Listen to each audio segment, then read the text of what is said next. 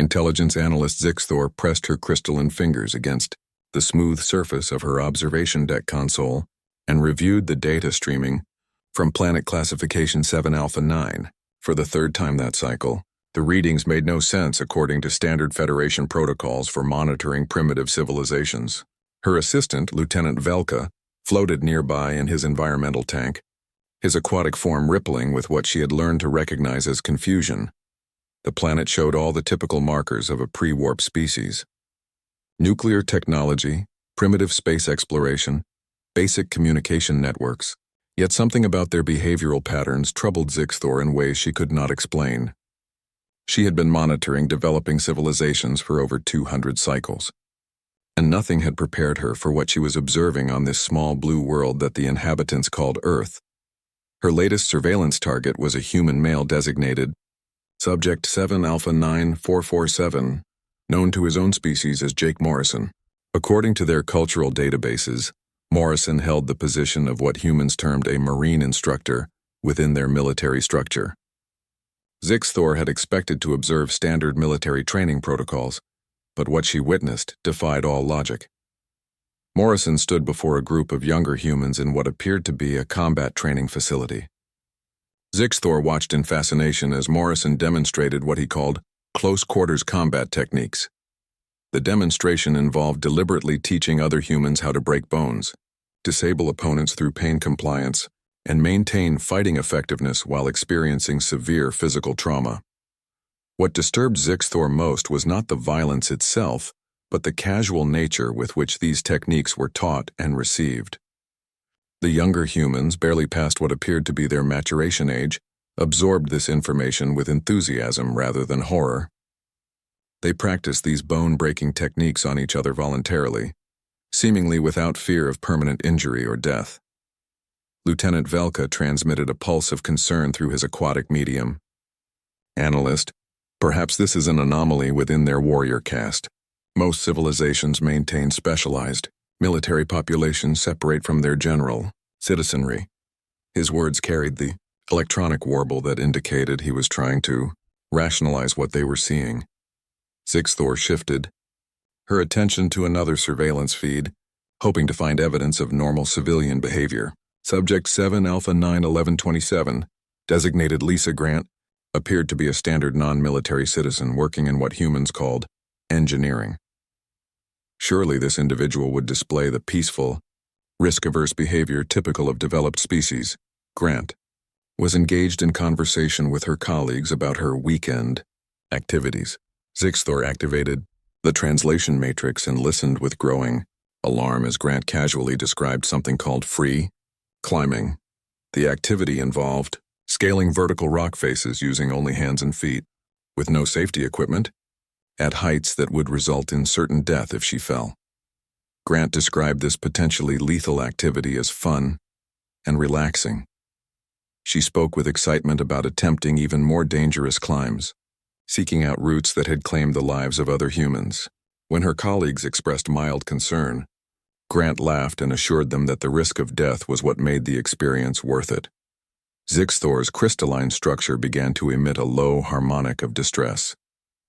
In her 2 centuries of observation, she had never encountered a species that engaged in potentially fatal activities for recreational purposes.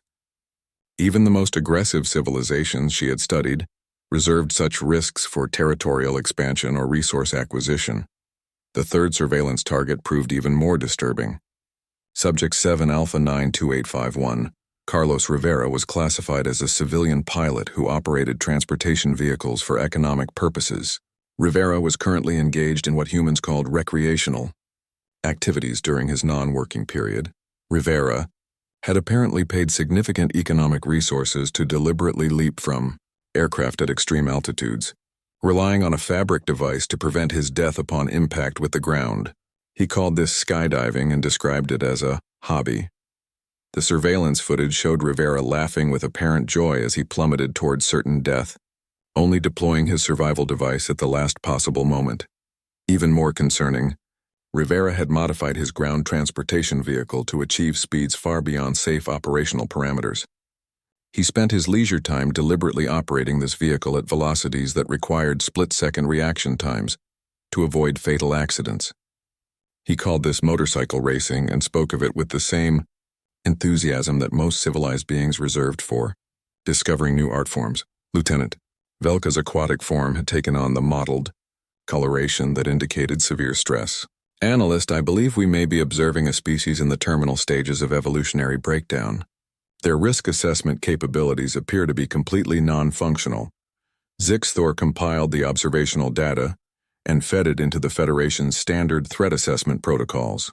The analysis matrix was designed to evaluate species based on their technological capabilities, aggressive tendencies, and potential for peaceful integration into galactic civilization. She expected the humans to score somewhere in the moderate risk category. The console erupted in warning signals as the assessment completed. Flashing priority alerts covered every surface of her workstation. The computer had classified humanity with a threat rating she had never seen before. Species extinction risk, immediate. The system recommended immediate implementation of Protocol 7, complete solar system quarantine. Zixthor stared at the readout in disbelief. Protocol 7 had never been implemented in the history of the Galactic Federation. It was designed for species so fundamentally dangerous that any contact with galactic civilization would pose an existential threat to all known forms of intelligent life. Activated the emergency communication system and began recording her report to Federation High Command.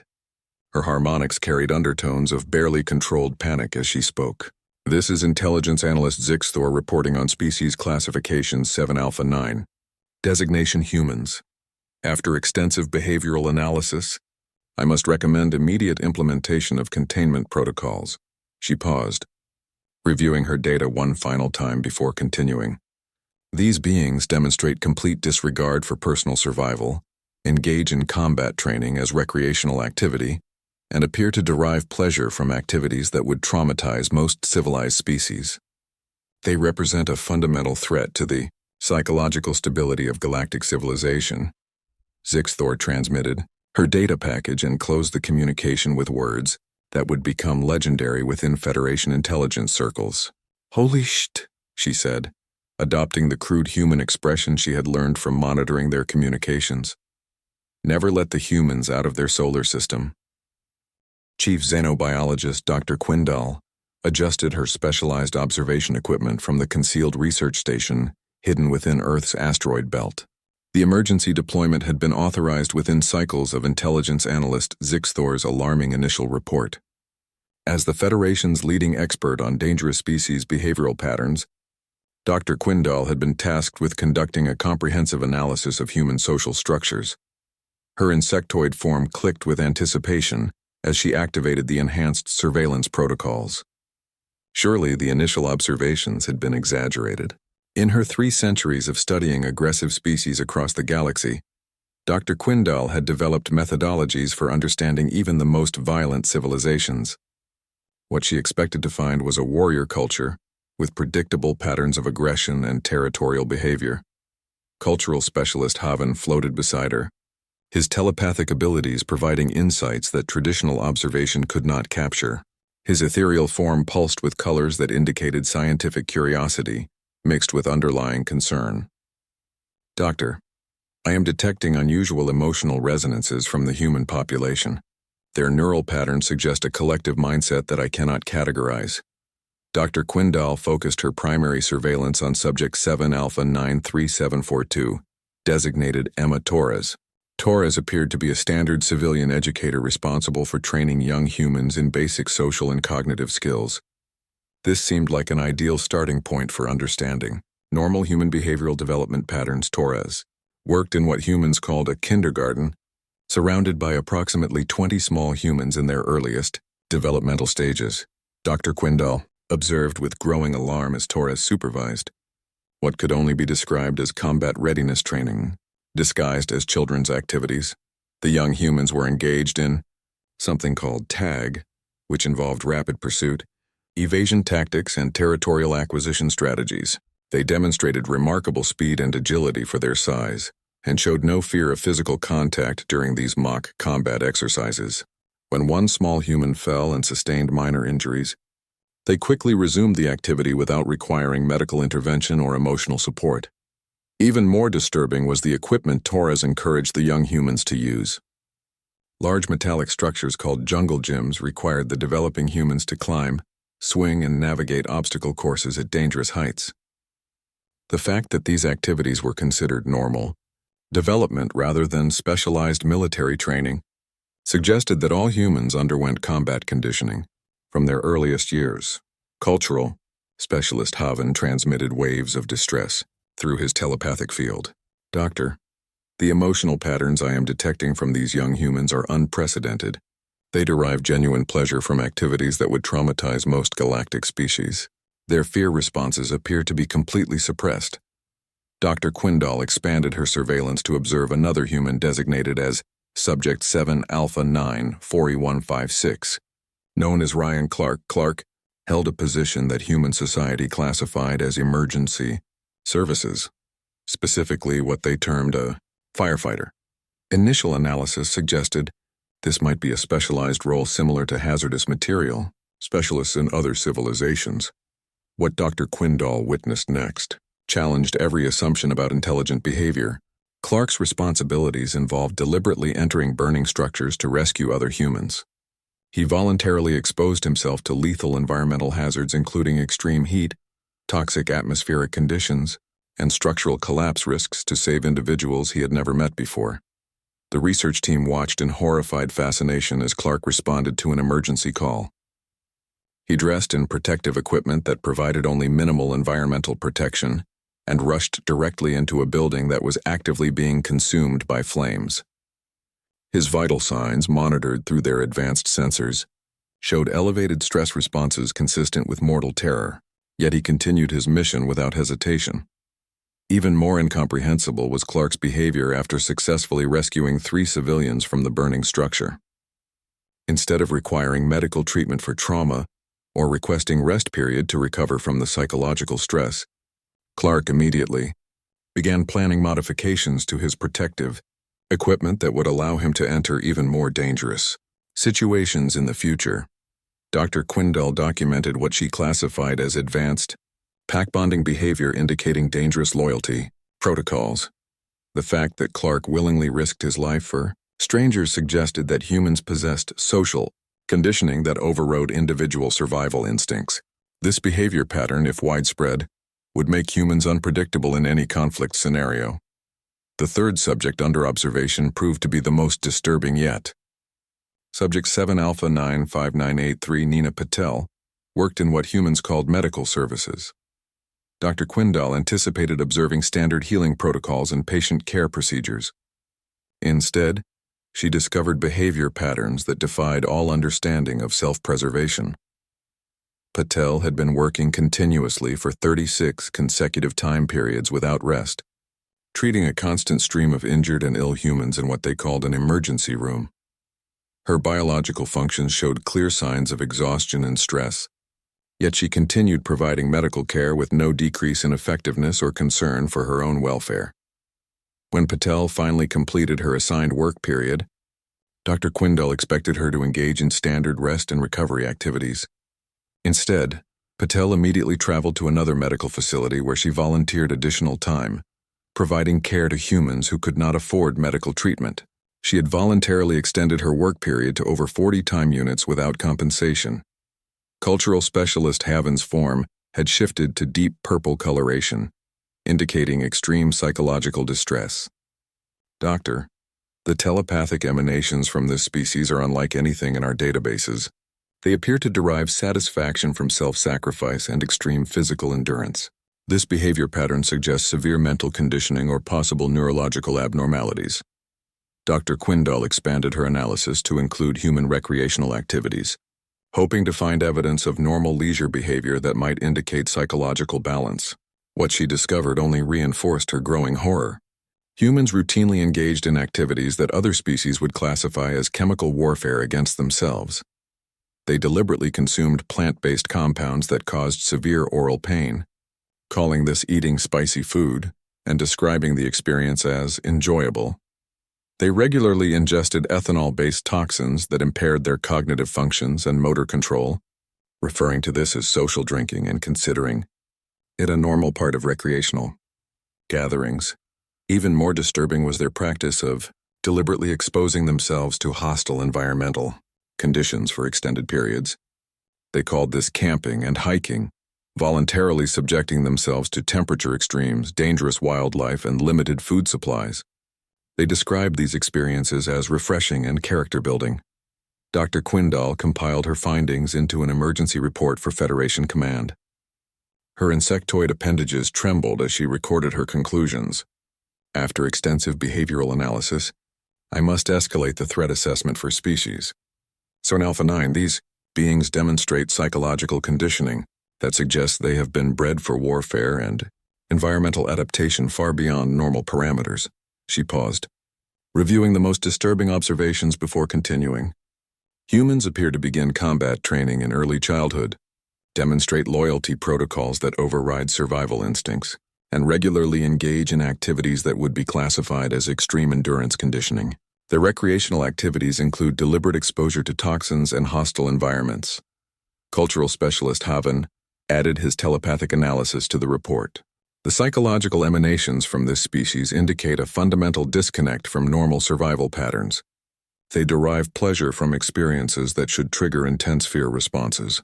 I recommend immediate military consultation to assess potential defensive strategies. Dr. Quindal transmitted the completed analysis with a priority classification that had never been used in her career. Request immediate deployment of military assessment team. Species 7 Alpha 9 demonstrates behavioral patterns that pose an unprecedented threat to galactic stability. Recommend escalation to Federation War Council for immediate strategic planning. Admiral Claxon North had survived 17 galactic conflicts during her 4-century military career, earning recognition as one of the Federation's most experienced strategic analysts. Her reptilian scales bore the ceremonial markings of countless victories against aggressive species throughout the Outer Rim territories. When the emergency deployment order arrived at Federation Military Command on Proxima Station, she expected to analyze another routine territorial expansion threat. The classified reports from intelligence and xenobiology painted a picture that challenged everything Admiral Clax North understood about civilized warfare. Strategic Analyst Commander Pixtel, whose energy-based consciousness allowed for rapid data processing across multiple dimensional frameworks, had been assigned to assist with the threat assessment. His usually stable electromagnetic field flickered with patterns that indicated deep concern. Admiral, Commander Pixtel transmitted through harmonic frequencies. The behavioral data from Species 7 Alpha 9 does not conform to any known patterns of military organization. Their entire civilian population appears to undergo conditioning that exceeds the training requirements of our most elite Special Forces units. Admiral Clax North activated the enhanced surveillance feeds and began her own analysis of human military capabilities. The first subject under observation was designated 7 Alpha 9 7291, known as Steve Rogers. Rogers held what humans classified as a civilian occupation in their construction industry, operating heavy machinery and performing manual labor. What the Admiral witnessed defied all military logic. Rogers routinely operated equipment that required precision control under lethal conditions. He manipulated massive mechanical devices at heights that would require full environmental suits and safety protocols for Federation personnel. The fact that humans classified this as civilian work rather than specialized military engineering suggested their entire infrastructure development resembled active combat operations. Rogers worked in conditions that included extreme temperature variations, exposure to toxic atmospheric compounds, and constant risk of crushing injuries from heavy machinery. His vital signs, monitored through long-range sensors, showed stress levels consistent with active combat situations. Yet Rogers appeared to consider this normal employment and even express satisfaction with his chosen occupation. Commander Pixtel processed the observational data and transmitted his analysis with electromagnetic pulses that indicated alarm. Admiral, their civilian infrastructure projects require skills and risk tolerance that our military engineers undergo years of specialized training to achieve. This human performs these tasks daily for basic economic compensation. The second surveillance target proved even more disturbing to military analysts. Subject 7 Alpha 98847, designated Maya Singh, held no apparent military or infrastructure role within human society. Her classification indicated she was engaged in what humans termed recreational physical fitness, though, specifically, an activity called marathon running. Admiral Claxonorth observed Singh engaging in endurance, conditioning that surpassed the physical requirements. For Federation Special Forces qualification, Singh voluntarily subjected herself to sustained cardiovascular stress over distances that would challenge mechanized transport systems. Her body temperature and metabolic readings indicated she was operating at the edge of physiological collapse. Yet she continued the activity with apparent enjoyment. Most alarming was Singh's motivation for this extreme physical conditioning. Rather than military preparation or survival necessity, she engaged in this activity for what she described as personal satisfaction and mental health benefits. The surveillance data showed that Singh regularly increased the difficulty and duration of these endurance tests, seeking ever greater levels of physical stress. Singh participated in organized competitions where hundreds of humans gathered to simultaneously undergo this extreme endurance conditioning. The events were treated as social celebrations rather than military exercises, with spectators cheering as participants pushed themselves to the point of physical breakdown. The fact that this was considered recreational activity suggested that all humans maintained combat-ready physical conditioning as a cultural norm. Commander Pixtel's electromagnetic field fluctuated with patterns indicating disbelief. Admiral, this level of endurance conditioning is equivalent to what we require for deep space reconnaissance missions. This human undergoes such training voluntarily and describes it as enjoyable. Their entire population may possess physical capabilities that exceed our military specifications. The third subject under military assessment provided the most disturbing evidence yet of human capabilities. Subject 7 Alpha 99456, designated Tony Blake, worked in what humans called mechanical repair services. Initial analysis suggested this would involve standard maintenance protocols for civilian equipment. Blake's responsibilities required him to diagnose complex mechanical failures and create functional solutions using improvised materials and unconventional methods. The Admiral watched with growing alarm as Blake consistently solved engineering problems that would challenge Federation technical specialists. His ability to create effective repairs using basic tools and scavenged components suggested advanced field engineering capabilities. Most concerning was Blake's innovative approach to problem solving. When standard repair procedures failed, Blake designed entirely new solutions using principles that Federation engineers had never encountered. He created functional mechanical systems from discarded materials, demonstrating technological creativity that exceeded formal education in advanced civilizations. Blake's workshop contained evidence of multiple projects where he had successfully modified civilian equipment to achieve performance beyond original specifications. The fact that humans routinely enhance their technology through individual innovation suggested a species-wide capability for weapons manufacturing and technological adaptation that would make them extremely dangerous. In any conflict scenario, Admiral Claxonorth compiled her military assessment with data that contradicted every standard threat evaluation protocol. Her reptilian features displayed the deep scarring that indicated prolonged stress exposure as she recorded her conclusions for Federation High Command. After comprehensive analysis of species 7 Alpha 9 military capabilities, I must report that we are not dealing with a pre-warp civilization by any conventional definition. What we have observed is a planet-wide military training facility where every individual undergoes conditioning that exceeds our most advanced military preparation protocols. Commander Pixtel transmitted supporting data through encrypted harmonic frequencies. Admiral, their civilian infrastructure projects require engineering skills equivalent to our military construction units. Their recreational activities involve endurance conditioning that surpasses special forces requirements. Their maintenance personnel demonstrate field engineering capabilities that could enable rapid weapons manufacturing. Admiral Claxonorth continued her report with recommendations that she had never expected to make in her military career. Humans possess individual capabilities that match or exceed our specialized military units. Their entire population appears to maintain combat readiness through activities they classify as normal civilian life. Any conflict engagement with this species would result in facing opponents where every individual possesses advanced military conditioning. The military analysis included tactical assessments that painted an even more disturbing picture. Human social structures appeared designed to maintain constant readiness for large-scale conflict operations. Their educational systems prepared young humans for complex problem-solving under stress. Their economic systems rewarded innovation and adaptation. Their recreational activities maintained peak physical conditioning across the entire population. Admiral Claxa North transmitted her final assessment, with security classifications that required authorization from the highest levels of Federation command. Species 7 Alpha 9 represents an existential threat to Federation military superiority. Their capabilities suggest a civilization that has been shaped by constant warfare, yet our surveillance indicates they have never engaged in large-scale interplanetary conflict.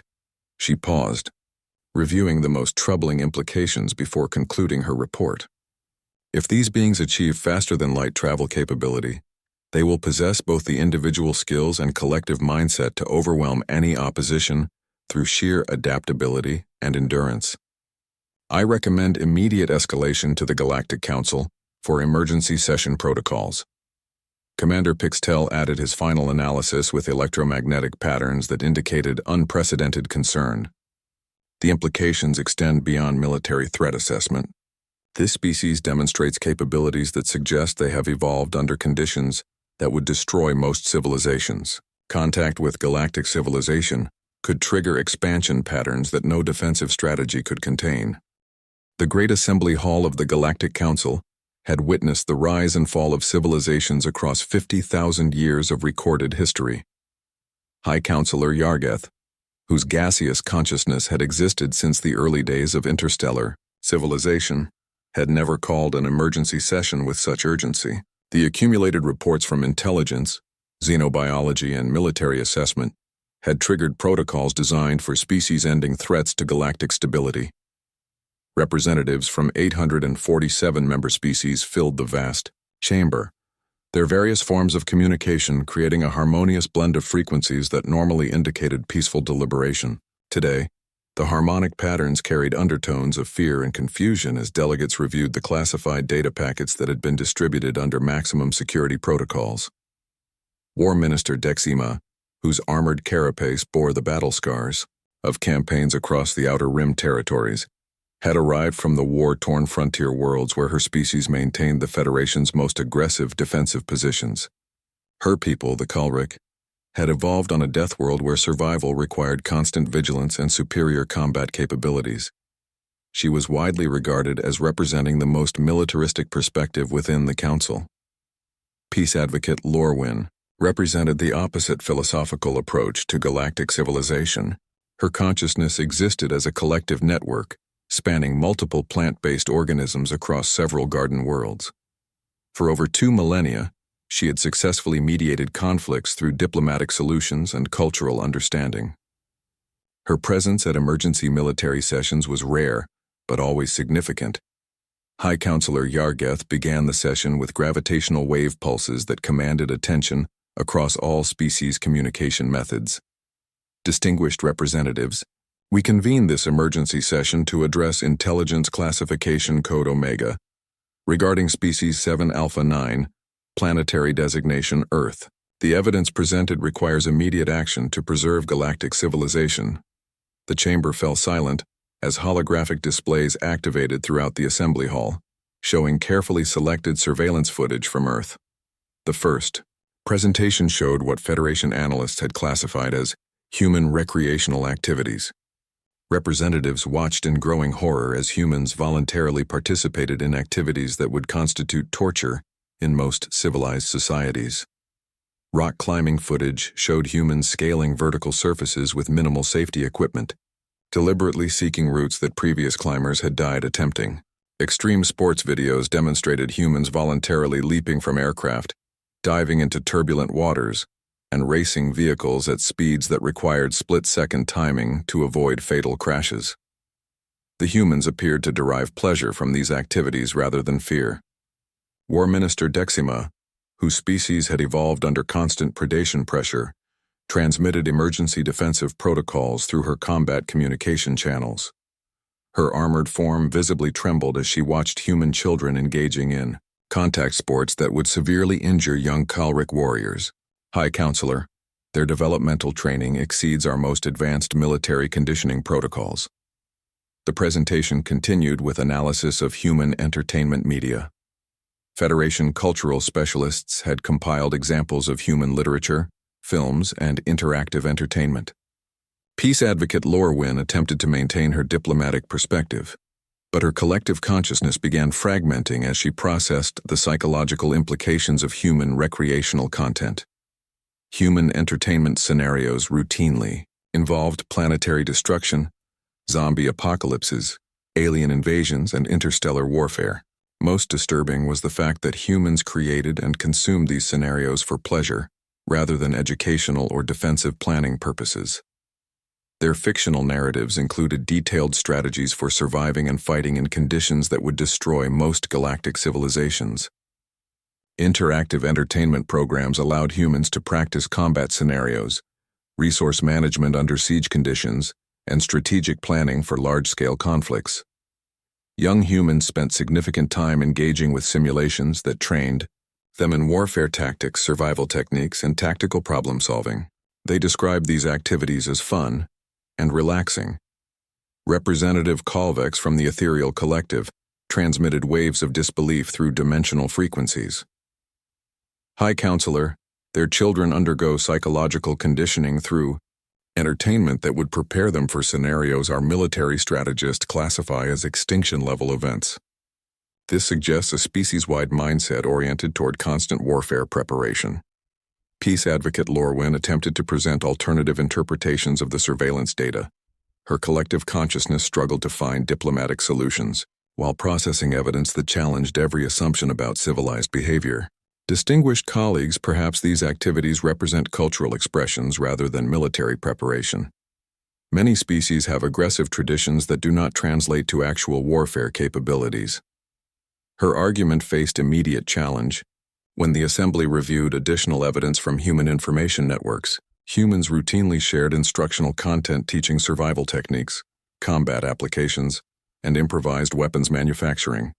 This information was freely available to their entire population, rather than restricted to military specialists. Human educational systems included mandatory physical conditioning that exceeded Federation military requirements. Their civilian occupations required skills that most species reserved for specialized military units. Their recreational activities maintained combat readiness across their entire population.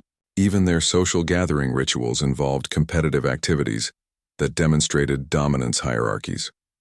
War Minister Dexima transmitted tactical assessments that painted an even more disturbing picture. Distinguished representatives, have analyzed their entertainment media for strategic intelligence. Humans routinely conceive scenarios involving galactic conquest, technological superiority over alien civilizations, and successful resistance against overwhelming odds. Their fictional narratives consistently feature human victory through adaptability and determination. The Assembly reviewed human science fiction entertainment, discovering narratives where humans consistently defeated technologically superior alien civilizations through innovative tactics, superior endurance, and psychological warfare techniques. These stories were produced for mass consumption rather than military planning, suggesting that the entire human population engaged in strategic thinking about interstellar conflict. Peace advocate Lorwyn's collective consciousness experienced unprecedented fragmentation as she processed the implications. High Counselor, their entertainment suggests they have already conceptualized strategies for defeating civilizations like our own.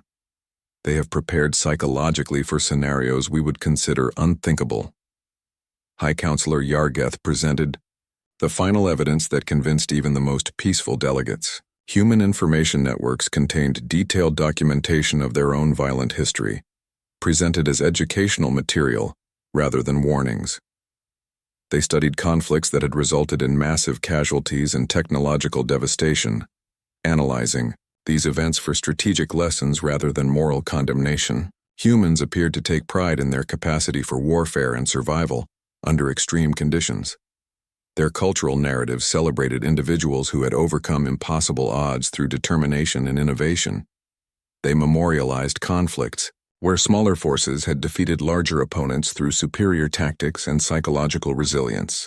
The vote proceeded with unprecedented unanimity across species boundaries. Representatives who had never agreed on any previous legislation transmitted their support through every form of communication known to galactic civilization.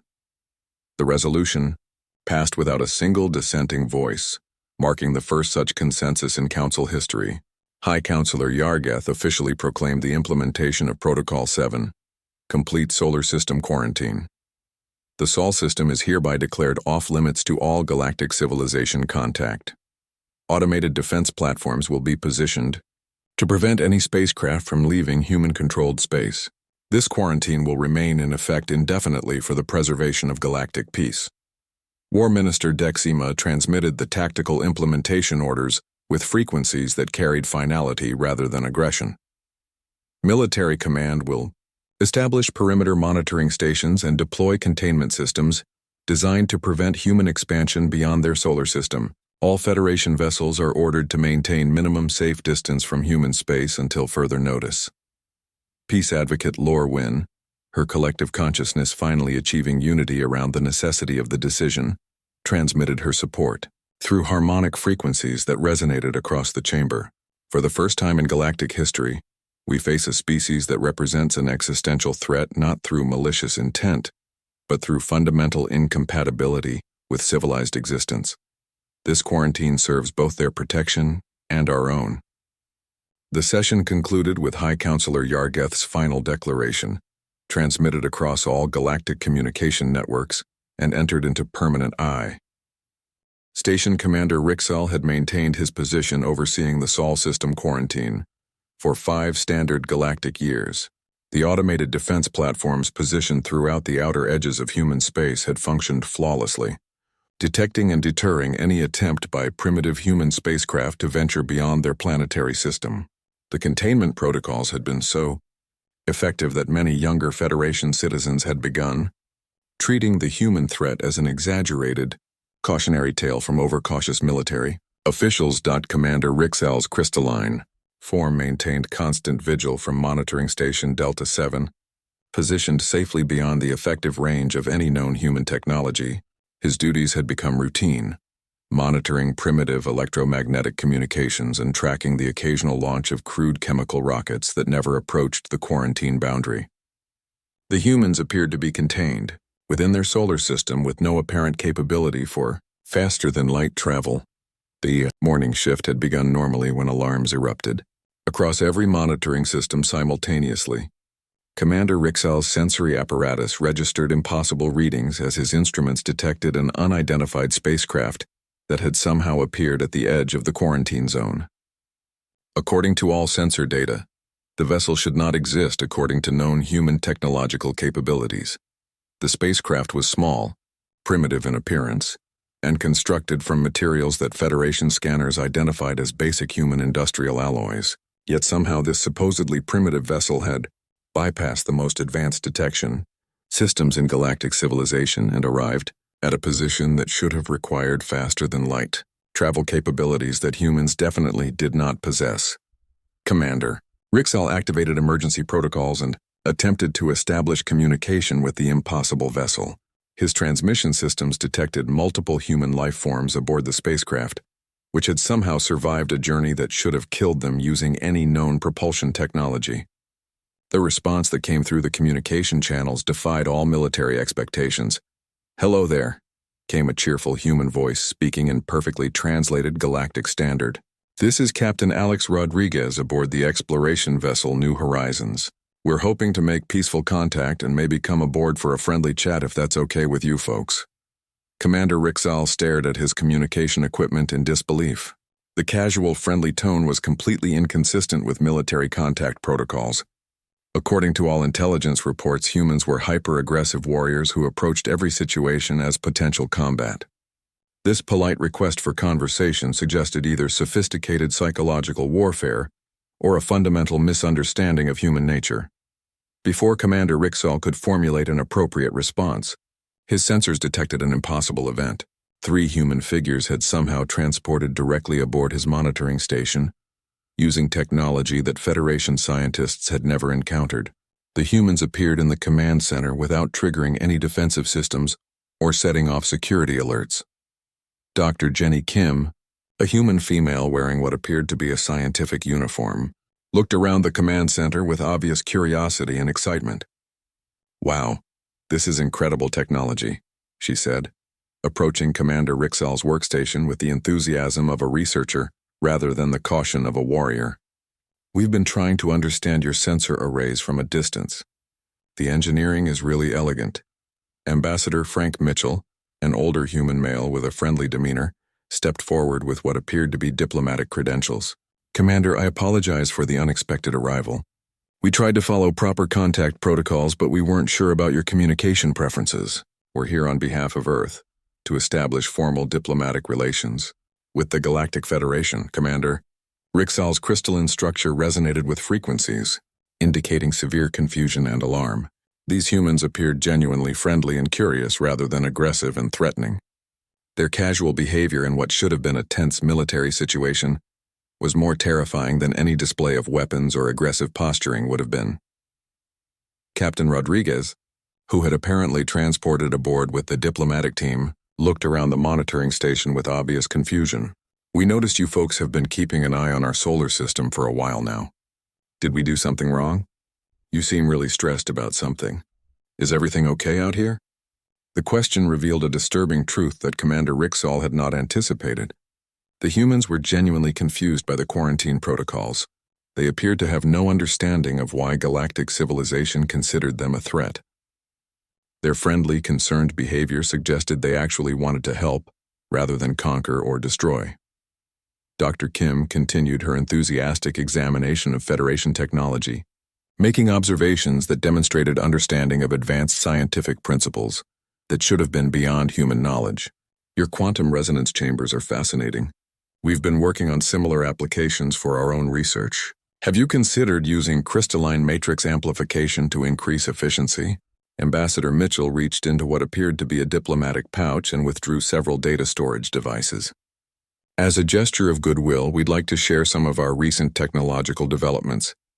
Our scientists have been working on solutions to problems we thought other civilizations might be facing." Commander Rixall activated his translation systems and began processing the human data packages. What he discovered challenged every assumption about human technological capabilities. The files contained detailed plans for medical treatments that could cure diseases that had plagued Federation worlds for centuries, agricultural techniques that could increase food production on hostile worlds, engineering solutions for problems that Federation scientists had considered unsolvable. Dr. Kim noticed Commander Rixall's shock and responded with typical human helpfulness. "Oh, those are just some projects our high school students have been working on for their science fair competitions. We thought they might be useful for other civilizations dealing with similar challenges. Our kids get really creative when you give them interesting problems to solve." The revelation that human teenagers had casually developed technology that surpassed Federation scientific achievements triggered emergency protocols across Commander Rixall's monitoring systems. He immediately transmitted priority alerts to Federation command while struggling to maintain diplomatic composure with the humans who appeared completely unaware of the crisis they had created. Captain Rodriguez noticed the alarm signals and responded with genuine concern. "Commander, your equipment seems to be indicating some kind of emergency. Is there anything we can help with? We've gotten pretty good at fixing technical problems. Maybe we can take a look at your systems and see if there's something we can do to help." The offer of assistance from the humans, who had just demonstrated technological superiority, was simultaneously helpful and terrifying. Commander Rixall realized that the quarantine had not only failed to contain human expansion, but had prevented galactic civilization from understanding the true scope of human capabilities. They had been developing advanced technology and Isolation while Federation scientists remained stagnant. Ambassador. Mitchell presented additional diplomatic materials that included cultural exchange, proposals, and scientific collaboration agreements. We were hoping to establish formal relations and maybe organize some joint research projects. Earth has been looking forward to participating in galactic civilization for quite a while now. Dr. Kim added her own enthusiasm to the diplomatic overtures. We've prepared some cultural presentations and educational materials to share with other species. Our anthropologists have been really excited about the possibility of studying different forms of intelligence and social organization. We've planned a big welcome celebration with traditional Earth food and entertainment. The mention of a welcome celebration triggered additional alarms in Commander Rixall's consciousness. According to intelligence reports, human social gatherings involved competitive activities, aggressive displays, and consumption of substances that impaired judgment. The prospect of Federation representatives attending such an event was unthinkable. Captain Rodriguez extended what appeared to be a formal invitation. We'd love to host a cultural exchange barbecue so everyone can get to know each other better. We could share some traditional Earth foods and maybe organize some friendly games and activities. It would be a great way to start building relationships between our civilizations, Commander. Rixall transmitted his final report to Federation headquarters with classification codes that had never been used in galactic history. His message contained information that would trigger the largest evacuation in known galactic civilization as species fled toward the galactic core to escape the expanding human presence. Priority. Emergency alert to Federation Command. Quarantine protocols have failed completely. Humans have achieved faster-than-light travel using principles that our scientists cannot understand. They have bypassed our most advanced defense systems without apparent effort. Their technological capabilities exceed our most optimistic projections by several orders of magnitude.